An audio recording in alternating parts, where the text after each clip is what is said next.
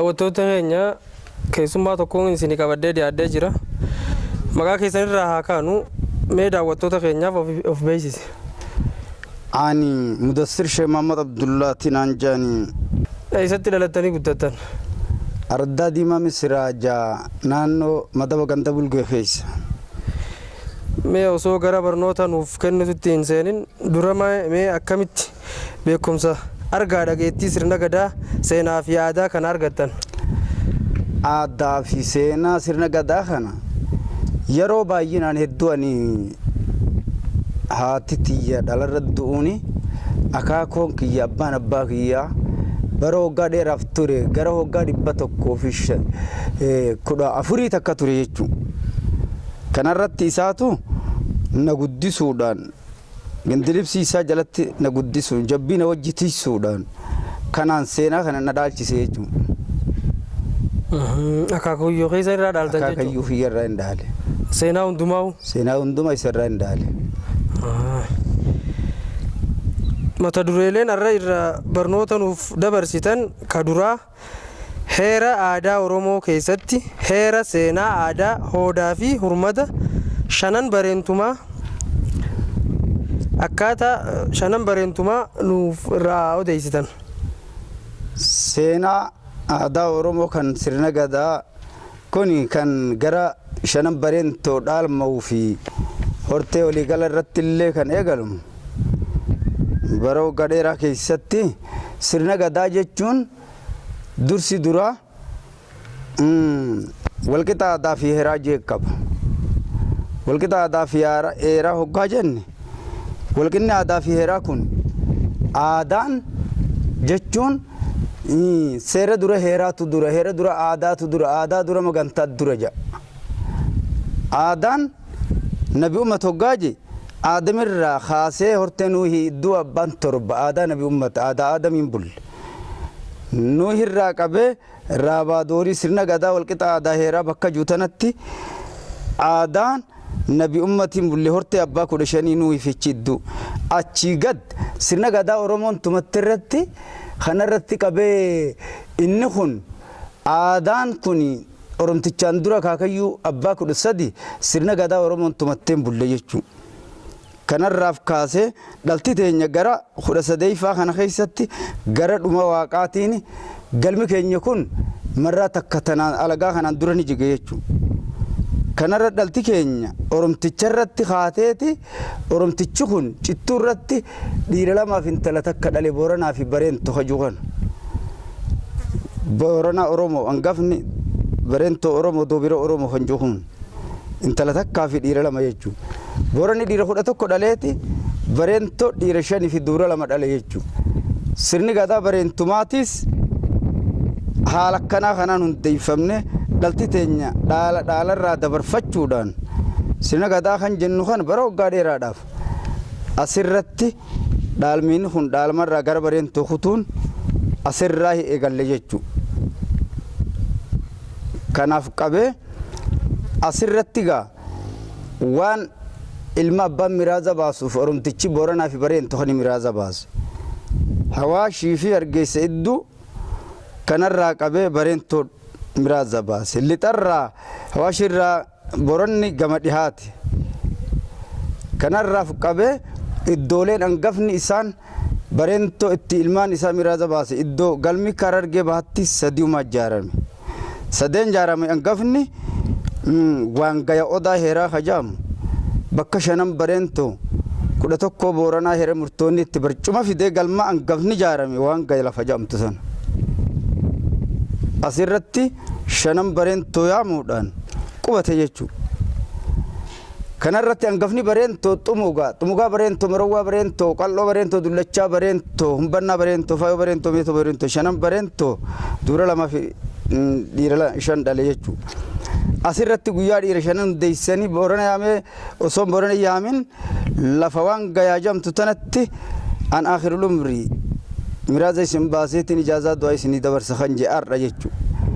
Armarratti dhufee dhaabee isaan kana yaamee koottaa je'een hoggaa dhufan Marowwaa fi Xumuga gamarra dhufan jechuudha gara dhihaa ana malkaa balloo kanarra ol. Humbanna gara goygoo kanarraan itti bu'e jechuudha. Gama lafa rayyuu ja'an kana shanyiin namaa dachirra hin jirtu ardiin maqaa baatee hin jirtu goggoyduu lafa taa'e jechuudha. Nam tokko lafti namaa asirratti hin argamne jechuudha. Ardii gogeetti jaama. Asirratti miroo waa xumuugaa humbannaa kun itti dhufnaan dhuchummoo buufatanii lafa bulan jechuudha. Dur lakkoo mukaa bulan imaltuun dhama namarraa jechuudha. Asirratti bobeeffatanii bulan lafa sana amma rayyuu janiin rayyuu kana bareen tobbaas jechuudha. Kana bulanii hoggaa waan gaya dhaqan waan gadhainaan eessa bultanii jeeni eessa bultan jennaan futtaa laga sadii walit dhufu. Waa jaajaa firaamis gobeenti firaamis dhooble firaamis arma idduu rayyuu hajamu kun rayyuu guyyaa sani haya walquba qabdu hin qabnu lafti sun rayyuu isinii haa taatu bareen tobbaas jechuudha. Lafarraa lafti duritti maqaa bareen tobbaas rayyuu jechuudha. Asirratti sangaa dibii warri addii qarshii dhaga'u lafa gurran ejaan dura galma jaarsisee kenneef jechuudha. Yoggaa tana xumugaa abbaan arsii kun hangafa ulee lafaan taraaree lacceelloon qabuu fi dubbiin dhiburratti moroowwa abbaa ituu taa'eetuma ulee taraaree yeruma san keessatti qalloo lafaa ka'ee sangaa kana naa kenne je eenyu kenne qalloo kenne haya hangafa doofe quxisuun kara dhaalte jechuun guyyaa sani waan gaya odaa irratti jechuudha.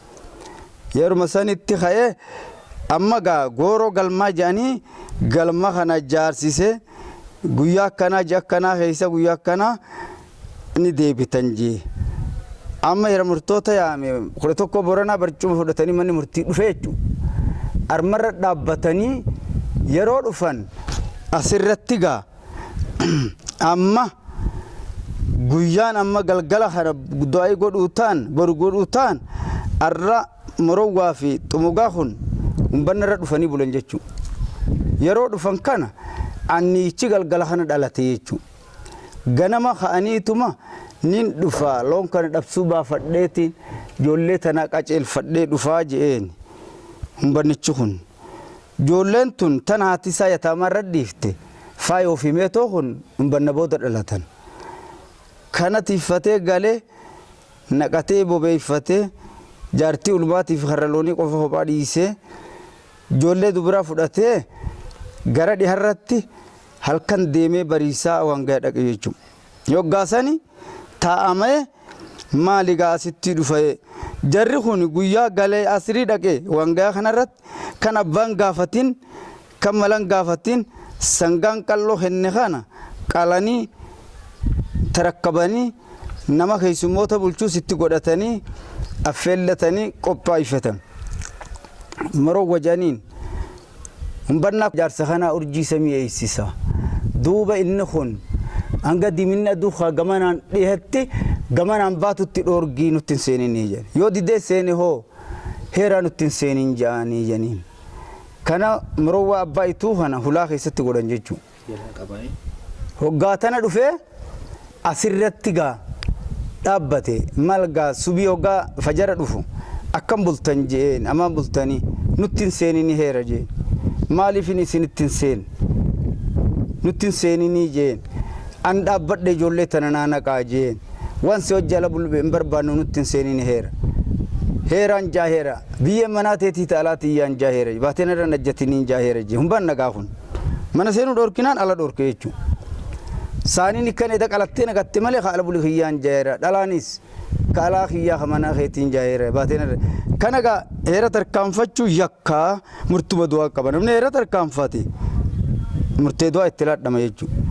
Booranni hin dhageenye heera murtoonni hin dhageenye kana gaa wal qabanii toora sa'aa takkaa fi lamaa kana waliin gaan asirratti dhaabbatee faayoo jeen gooroo gamaa xurreessan nama jaartiin dhaltee olmaa jirtu kan karti cufaa jirtu yaanne waan qabeef aabbottiin dhaammadha xurree gamaa san bahataa na eegaa jeen caayaa ta'a.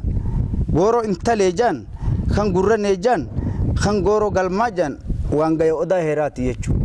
Intaleen sun faayoo bareentoo meetoo bareentoo tan jaanirraa tokko isaan asirratti maaligaa abbo humbannaatuun heere nurraa buqqaasi jennaan maal jee isin heere hayyootan keenya kan dabre sun haqan tarkaanfatan cubbuu walirran kaayan yakka ifii dalagan dura ibsanii haqa ifii himan jechuudha.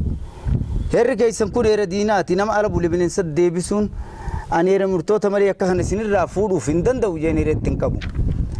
Abbo nuti kun inni yakkamne hin balleessine duuba waan nuti qabnu nu adabi janiin.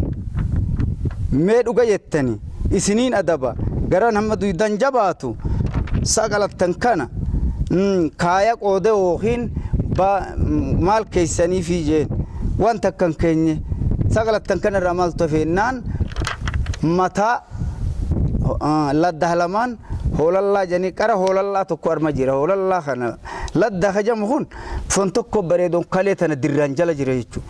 Dhihana dubiraa guyyaa sani humbannaa keessisee jechuudha.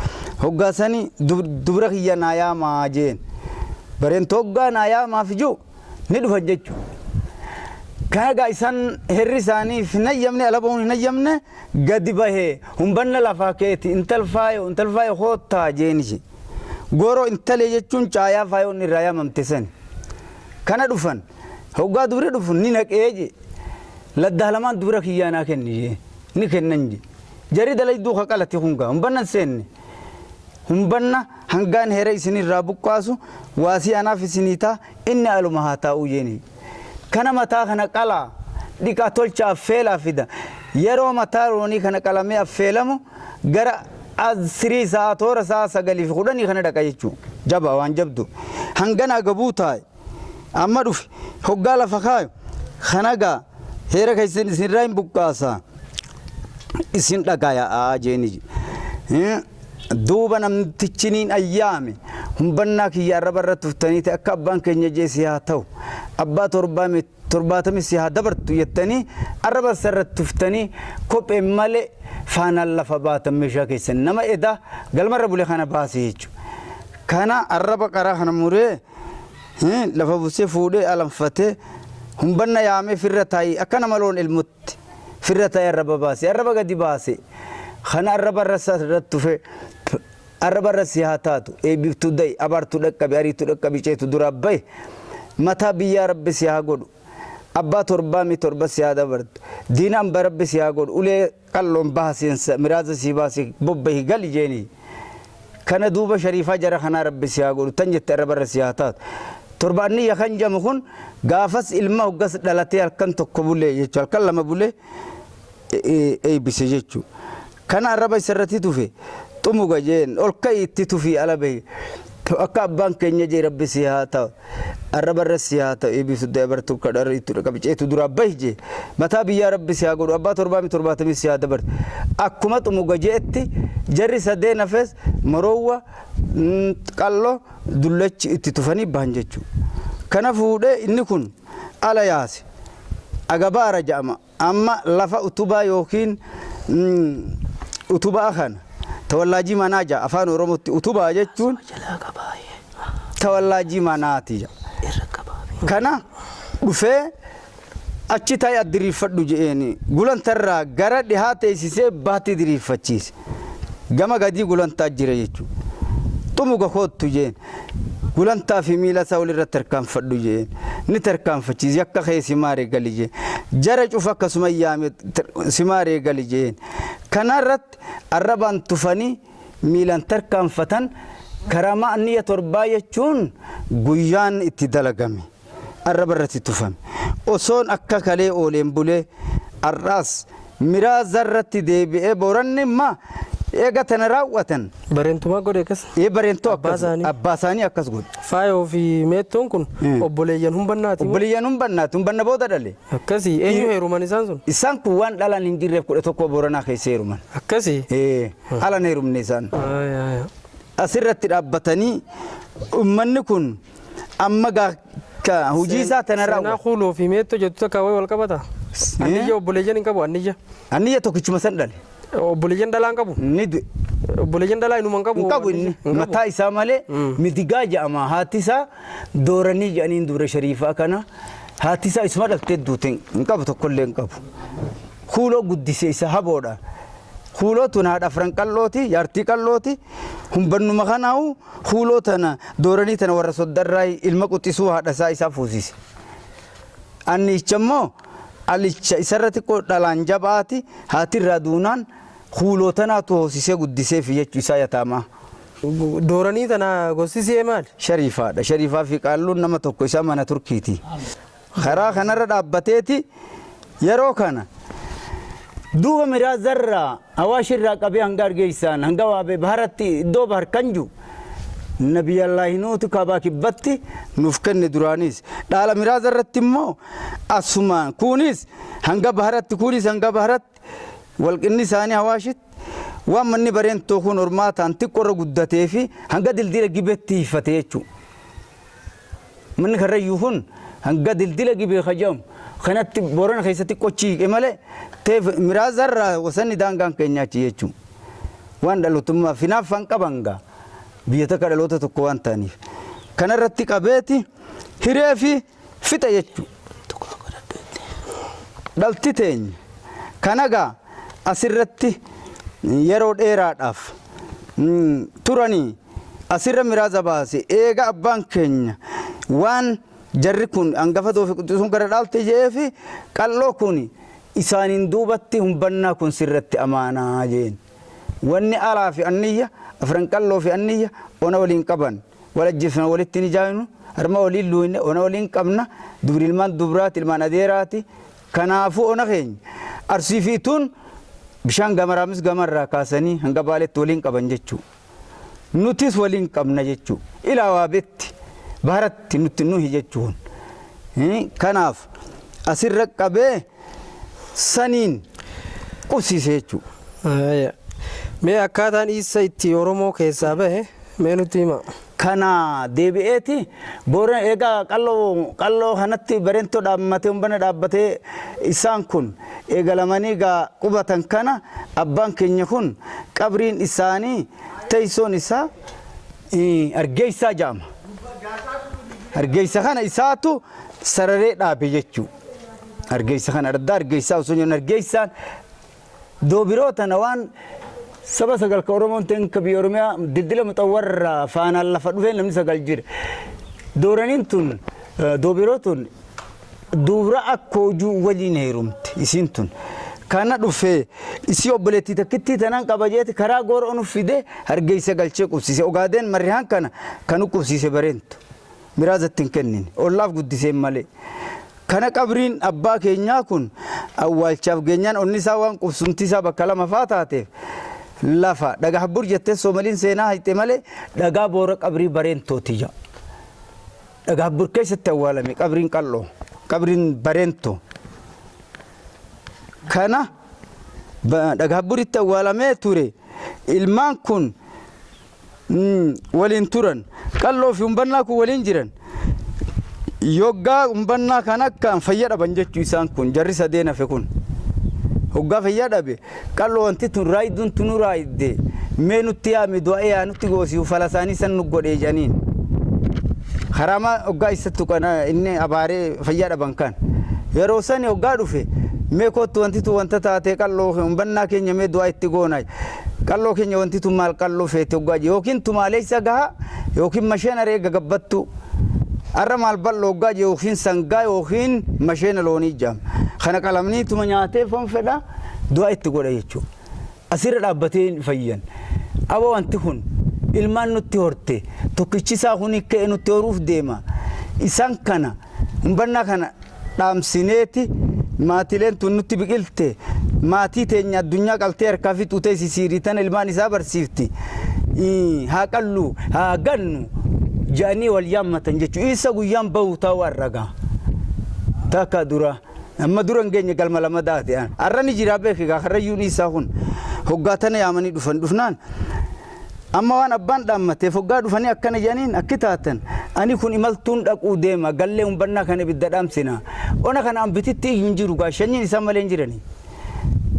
Boorana yaammatuuf deena kudha tokko Boorana heera murtoota waajjirri keenya wallorraa yaamuu deema mukarra bulaa qalloo kun amaana abbaa isaa tana galmaan ga'u kana itti mala fudhate duuba guyyasiin dhufa achiin nuufafaa baallamatti nuu qaba lafammoo miraaza ammuma nuu hiraa jeen akka faana isaan laal ati nuu hirii jeen qalloo keenya xumugaa keenya bakka si buuse hangafni keenya si nuu hirii jeen akkana jette warri gaata jaama jalarraa kaasee hangallayyaadha quretti qalloo keenyaa muramtu jeen goygoowwan jaama dakarraa kaasee hanga galma abbotti morowwaaf muramtu jeen goron shanan qumbii wanni kurkurruu baalee jalallaala wanni fuula kurkurruu baalee fakkaataa tunna fakkaatte ana muramtu jeen ni jiratan karrayyuun asirratti duularratti na yaamte miraaza irratti gabeeyladaa taatee dhalanaaf hin deemtu dhalarraa maaliin argadhee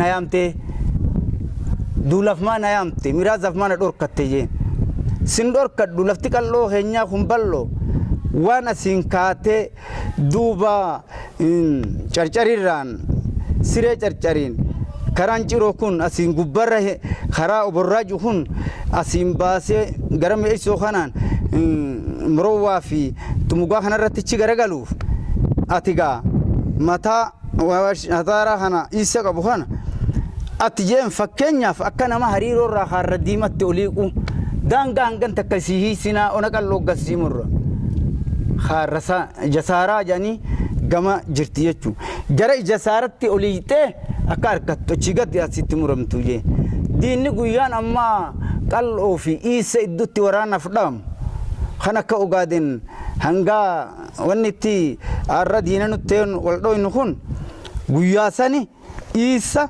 ilma jechuudhaan qalloo afran qalloo fi isaa wal afaan kaan jechuu afran qalloo daangaan kiyya gaddiija isa daangaan kiyya jasaaraajja waraanni hanga ammatti isa irraachi buqqa'uu diide gaafas dhaabbame jechuu asirra dhaabe osoon majaan kana turan amma gaa qalloo kunis amrii rabbiitiin iddoo qabriin qalloo qabrii rooba elemoo janii jaarsa ituuti dhagaa dheeraa harawaa caangubbaa harma kalaati isaan achi jiran jechuuchitti awwaalame kana nooleen kun eega hore shanyiin teenya bal'atte haramaayaa keessaa kaatee nooleen kun dhufee maaligaa barakaa abbaa keenyaati nooleen kun borraan kun nurra hambise dhaynee fuuna jettee nooleen tun halkan mari'atte jechuu qancara dhiiraa nama qabrii bakka beeku qeyroo dardaraa itti gootee dhaqanii qabrii halkan bananii yoggaa banan karaa qabrii akaakoo keetii kana jaan oborraan itti bobbaasa ituun gamasii itti ol bobbaasa kana qabrii tana jechuun karrayyuu jechuudha karrayyuu isa karrayyuu jechuun maqaa karrayyuuti maqaa karrayyuu dullacha inni dullacha akka bareentooti dullachi karrayyuu ma qofa dhale karrayyuu isaa kana faa dhale jechuun mana karrayyuu kan jokaan isa ilma karrayyuuti dullachi isaaf akaakoo asirratti gaa dhufanii dhaaban jechuun yeroo dhaaban kana asirra qabrii banaa harkani goda qabrii akaakoo waatu banee goda guddaa mul'isee waa warri waarii dubbatu ijoollee waaree dubbatti kan jedhamu sun ijoolleetu qabrii qalloo san hime jechuun kana ijoollee oborraatu hime jechuu qabrii qalloo yeroo dhufan hoggaa harkan kun bana namaati kana aduun halkan bananii gaa waan dhinne tana lafee qabrii haratanii laadii banaa dhiisanii yaa'an jechuu jarri kun yeroo kanarratti hoggaa ka'ee dhufu harkan amma jala garagalanii fuudhanii laga huulootiin baasanii leelee gabaatiin buusanii karaa calanqootiin qobbootiin kara baasanii haramaayaa galchan jechuu kana gandan oolee bulanii eeganii ijoollee qaqalliyyanii yookiin bakka dheeda re'ee fi jabbiin lafa qaqalliyyanii kana ijoollee xixiqqoo re'ee fi jabbii eegdu kana dhufan kana qabrii awwaalanii baqaysanii bilaasgaar kana gaxirrisanii dachii wal fakkeeysanii biyyee bakka bira guurtee jechuun ooleen kana argan oborraan kun abboomee maalii wanni asitti awwaaltan tun jennaan ijoollee waan warri waarii dubbatuuf tan oolee bara kaakaakoo keenyaa takka baddaa tana fidanii asin nu awwaalan amma gaa ijoolleen oolee tunis asirratti galanii iyyan jechuudha amma oborraan kun afran qalloo kun hoggaa iyyan humbanna marowwaa xumugaa kana dhufanii hoggaa dhufan ni arganii aboogaa iyyanun jani harriyyutti nu ife ergaa jan itti ergan hin dhufuu jedditi guyyaan karrayyuun darbamu sun arraa qabigaa manni isa oromoo keessaa darbamu ta'u asitti itti erginaan dide hoggaa didu aba hoggaa didu amma gaa nama nu godhaa jan ammallee gaa taa'eeti gaa qalloo fi xumugaa kun dubbin tungaa arra'ee ergaan tun isinuma qabdi jaanii ituu fi anni erganii Boranaa fidan yaamnaan Boranni finnaan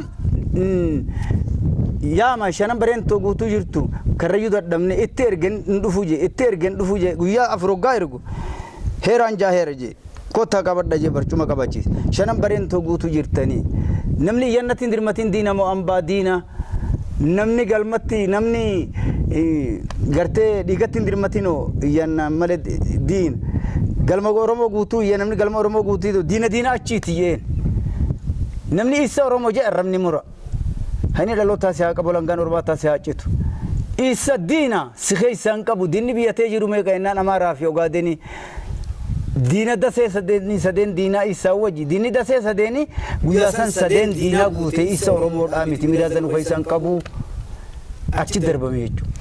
Man qabriin humbannaa waayisa. Qabriin humbanna gaara icuuqoo jaa qarree waa beeti. Qarree waa bee. Gaara goojjoo hajam. Tanniyyaa hoo? Tanniyyaa qumbii jaarra rooba. Tanniyyaa? Qumbii jaarra rooba. Waa'ee dhiigaa fi gumaa ilaalchisee waan beektanirraa nu ibsame. Mee matarra isinii dhodhooyna waan haalli yerootti isin jala bu'eef mee matarra dhodhooyna waa'een dhiigaa tun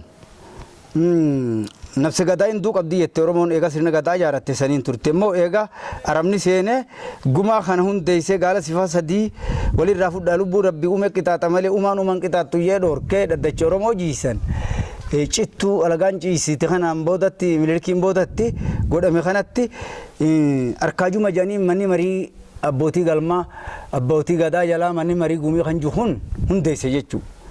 Kan hundeesse waan gaalli biyya teenya horee bal'inaan hedduu wal shanyii waliin nun gahiniif muka biyya birjiruun bara beeladaa qabnuun haa jaarruu jiran.